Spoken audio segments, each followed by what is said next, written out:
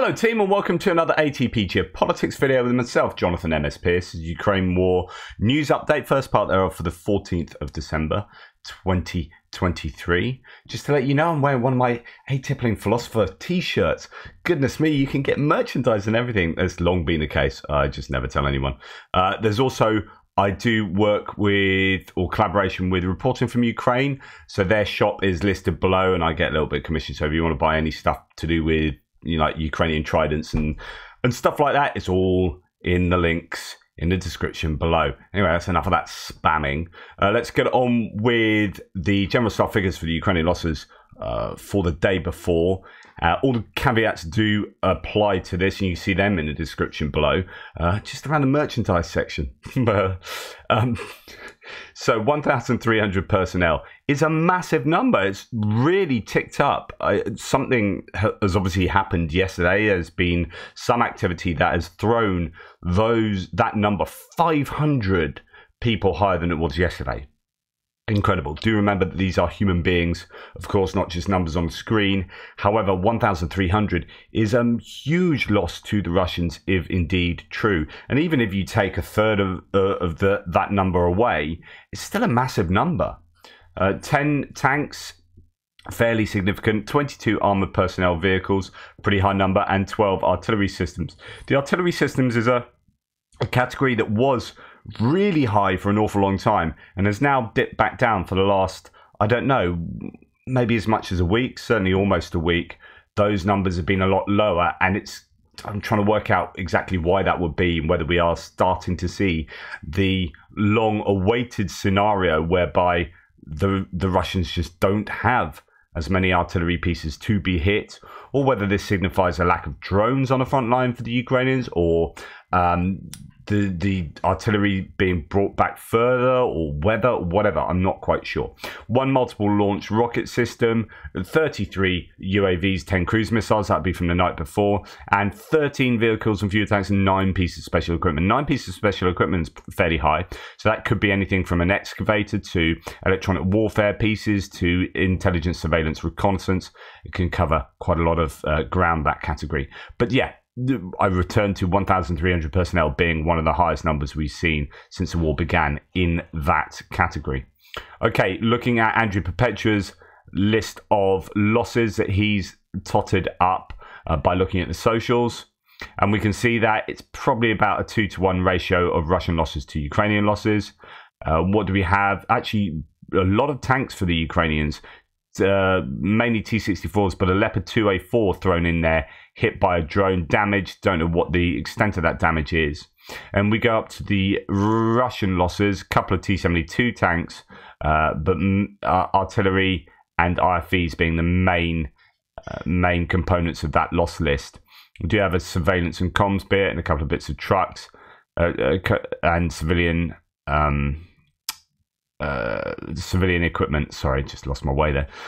So that is obviously better for the Ukrainians, but it's interesting to see that there are that many tanks listed there, and it doesn't look like that's all from the same footage either. We've got some FPV drones, some Lancet drones, but mainly drones, and again, that is something worth noting.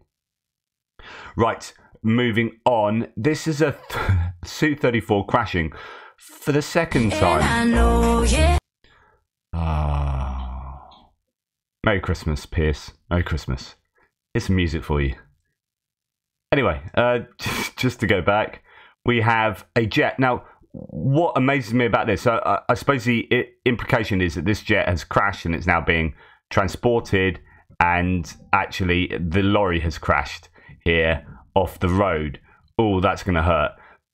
I don't know whether this is a crash jet or it's just being transported, but what I was quite amazed at with this footage is how big these jets are. You kind of forget, of course, they're this big, but those jet propulsion exhausts out the back are big, aren't they? Goodness me. Anyway, that's a bit of issue for the Russians there. Now, we have some footage of supposedly and some night footage of an M2A2 Bradley infantry fighting vehicle hitting and destroying 3 Russian MTLBs near Avdiivka. This is success for the Ukrainians here for sure. I can't quite work out on this. Well, I guess the attack is coming from the north. You saw some projectiles hitting here and then hitting all around. But yeah, maybe someone can tell me what munitions this Bradley is firing to have so many explosions at the same time and then all over the place. It's obviously not going to be its auto cannon, but there's some pretty high explosive stuff happening. And yeah, 3 vehicles getting taken out in quick succession there. But if anyone could give me some more, there's someone running away. If anyone could give me some more information on what is being fired, you know, it's landing all over the shop. So it could be a Bradley, but I don't know enough about their munitions to cast my opinion there. Right, Russia has lost another Ka-52 pilot, but not to Ukrainian manpad, says PS11. I don't know what I make of this. I don't know whether to trust anecdotes like this, but anyway, supposedly a Russian pilot was taken into forest by Kadyrovites, and they had their wicked way with him and beat him to death afterwards. So yeah, make of that what you will, but that will be a sore loss to the Russians. You know, that kind of expertise doesn't come easy. And then I've just added this to the hits and losses, partly because, you know, yeah, Russia on fire and all that kind of stuff, but Yekaterinburg here, we have an electricity pylon on fire. And I'm just amazed that metal appears to be able to burn here. Like, the metal is combustible. Obviously, there's an electrical fire going on here, but yeah, this is metal on fire. There you go. An electric pylon in flames in Yekaterinburg, and I don't know whether that is some kind of sabotage effort by pro-Ukrainians. Right, moving on to distance strikes here. A fairly big overnight attack. Russia launched 42 Shahed drones, mainly against Odessa. And what is significant here is 41 were shot down. That's an incredibly good interception rate if it is true. 6 S-300 missiles were also launched. Impact is still being determined. That might suggest that the S-300s got through and the lower tech weaponry was taken out. In order to shoot down S-300 ballistic missiles, you're going to need something like a Patriot in place. And I don't know whether that is definitely the case in Odessa. There has been talk that there is one down there. Germans have admitted that another one has been sent to Ukraine. Whether that is up and running at the moment, I don't know. I would have thought it was. That's what I said previously, but maybe it has only just got to Ukraine. Anyway, news has come through that 11 people were injured in the strike on Odessa, among them 3 children who all needed hospital treatment, along with 2 of the injured adults. The other 6 were treated at the scene of the explosion. So when you do have a really good interception rate, of course, as I keep saying, what goes up must come down. And those Shahed drones, will be unfortunately causing some problem for the Ukrainians on the ground, and that's my inability to feel my fingers pressing all the mouse buttons I could. Apologies. There were also explosions in occupied Melitopol this morning, so Ukraine is still trying to hit Russian targets behind the front lines. I don't know, I get a sense, it's intuition really, that there are fewer strikes on Russian logistics. Storm Shadow missiles don't seem to be as frequent. And even HIMARS going deeper behind enemy lines are less frequent. We do see more HIMARS striking individual bits of equipment closer to the front lines, being used more like artillery, which is kind of the point of them. Indeed, I was listening to something again recently about how the Americans are replacing their artillery largely with HIMARS, which is always going to be the intention. But yeah, the thing about artillery pieces or towed artillery is you can actually take them in helicopters and drop them more easily, and they can be used in kind of quick attacks in a way that, say, a HIMARS piece of equipment couldn't be.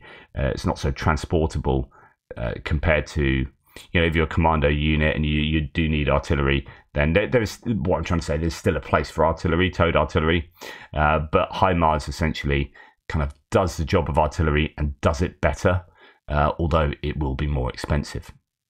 That's what you pay for. Precision is what you pay for, I guess. But anyway, Melitopol is here. I just get the sense that there are fewer strikes behind in occupied territories, and that could well be to do with a lack of ammunition due to the hold up in Congress, perhaps. So Russian missile also hits Kherson Oblast. Here there's an S-300 ballistic missile. I presume that's part of what I mentioned earlier, the S-300s in this claim from Null Reports. One of them could be at Kherson Oblast rather than all of them at Odessa. Anyway, Kherson has been routinely hammered by all sorts, shelling. Every day Kherson along the Dnipro is shelled, and also FAB and KAB 500 bombs released from Russian aviation. It's not pleasant to live along that river, along the right bank, that's for sure. Right, on to other bits and pieces. This is Anton Gerashchenko saying Sergei Mironov, or Milanov, various spellings. He is a Russian politician and MP. And again, it's like, listen to the politicians, listen to the propagandists. They are telling you, they are communicating very clearly what Russia's intentions are. And or at least what their government sanctions in terms of messaging. So even if the Kremlin doesn't really plan on executing what these people are saying, they are sanctioning them saying it on state television. And then you can go back to, and I'll have another little pop at people like Elon Musk, Jackson Hinkle, Andrew Sachs. David Sachs. Andrew Sachs is an actor.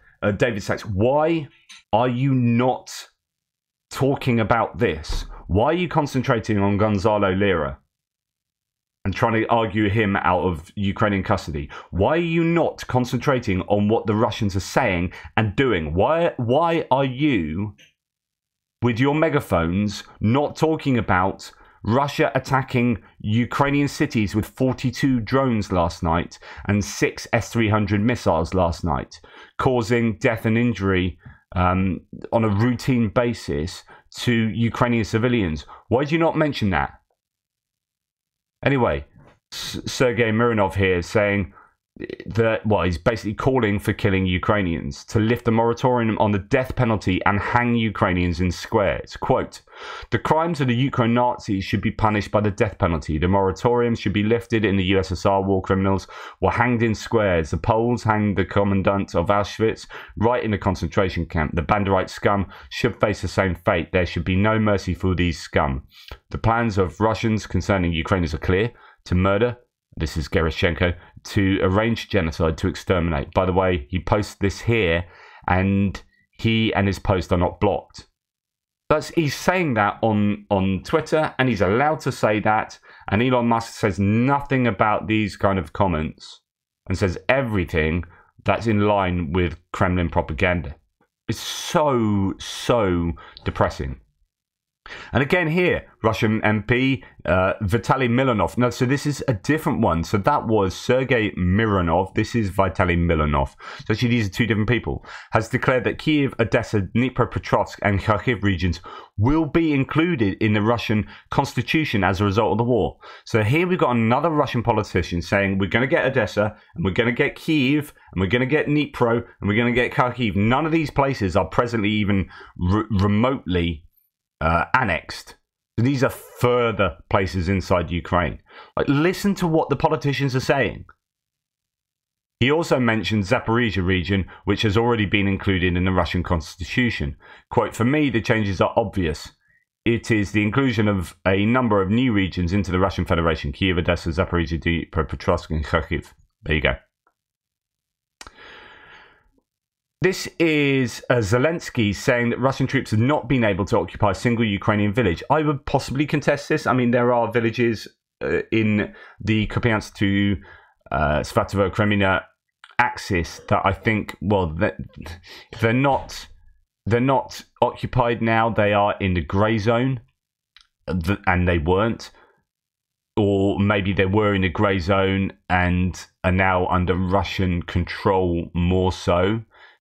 Whether that is taking control of a Ukrainian village and turning it into a Russian village, I don't know if it constitutes as that. But nonetheless, the claim is, I believe that it was very difficult for us to do this. But the most important thing to understand is that Russia did not occupy any village, any Ukrainian village during this year. In other words, the claim is over the last year, the Russians have not occupied a single village that they didn't already control.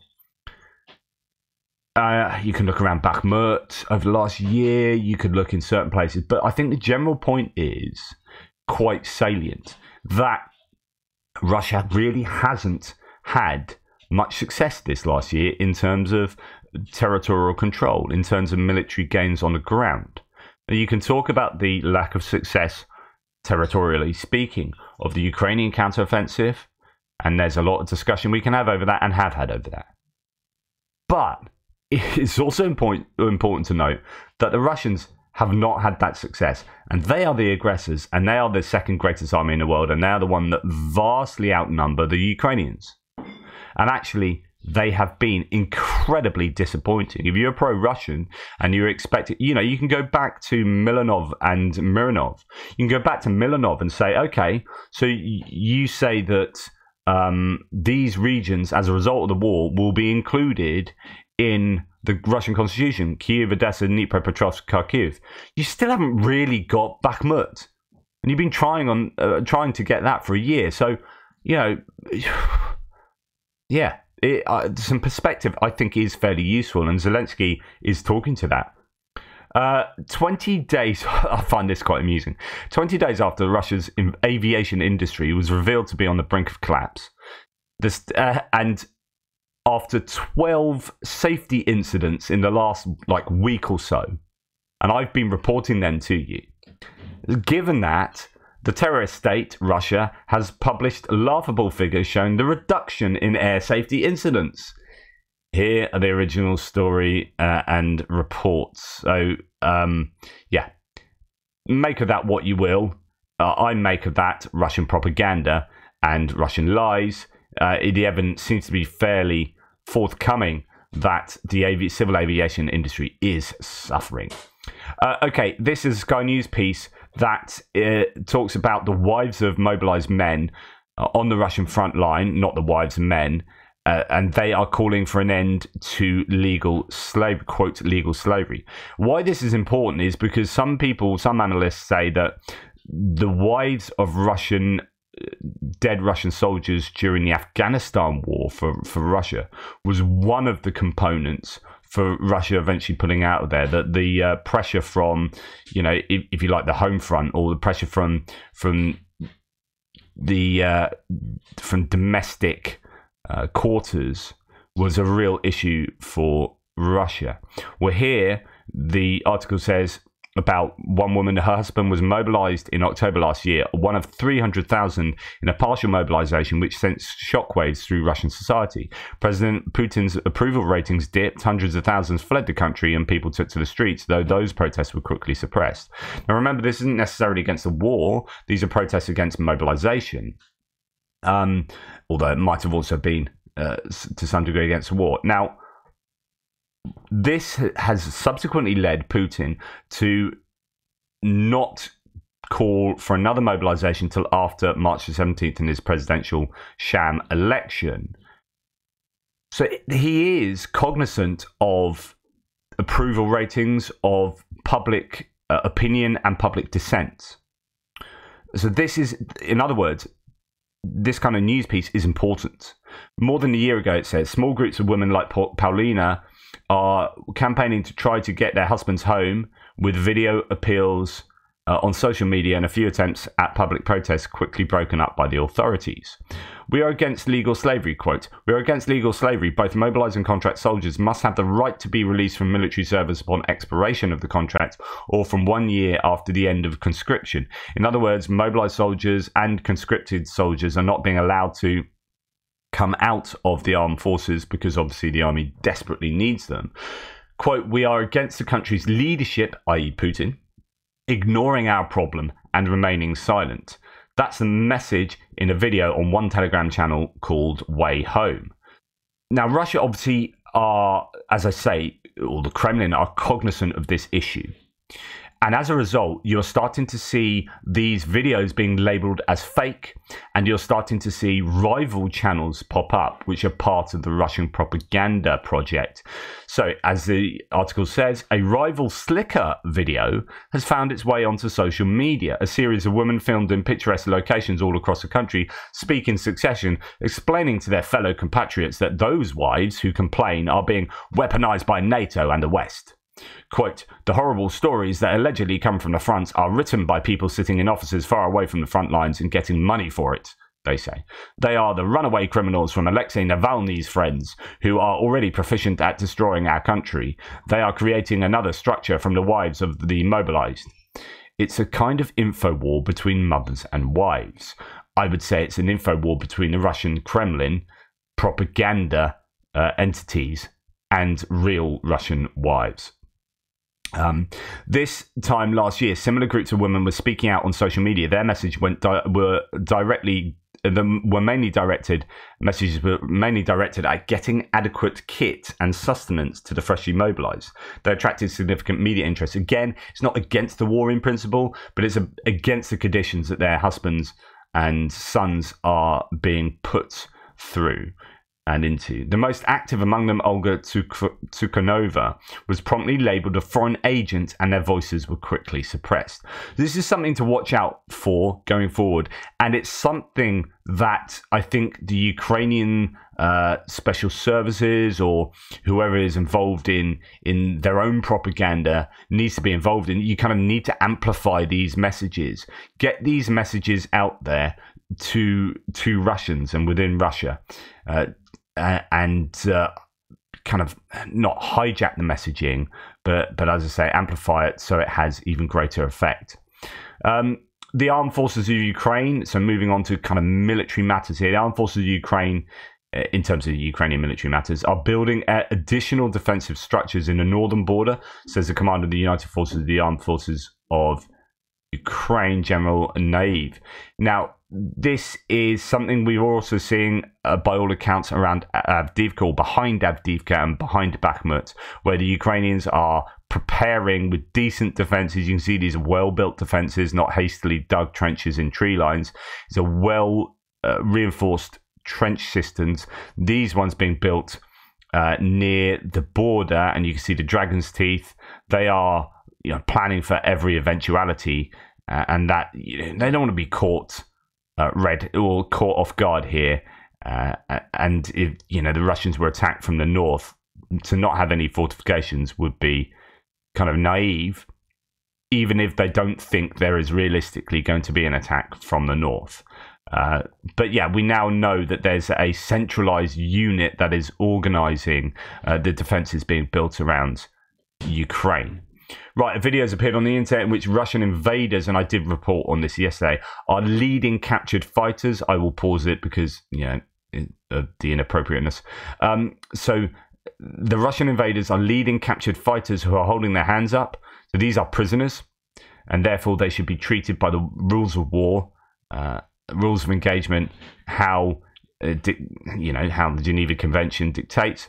The occupiers, disguising themselves as prisoners, opened fire in a direction of Ukrainian positions. The moment when a Russian shot in a direction of the unarmed was also recorded. In a few seconds, the fighter's body is already lying on the ground. In a comment on Radio Svoboda, Ombudsman Dmytro Lubinet said that using prisoners of war to participate in hostilities is prohibited, and if the video is confirmed, which essentially it is, it will be a direct violation of Geneva Conventions. This is yet another example of yet another war crime. And again, this is the sort of thing that pro-Russian voices, pro-Kremlin voices on threads here, threads on Twitter, wherever you speak to someone who is proposing that the Russians are in the right or that there should be peace, just talk about things like this. Talk about the incidents. Demand that your interlocutor justifies or acknowledges, at the very least, these incidences, these war crimes. You can talk about Butcher, but you can talk about these individual ones that are happening on a routine basis. The shooting of those two prisoners the other day.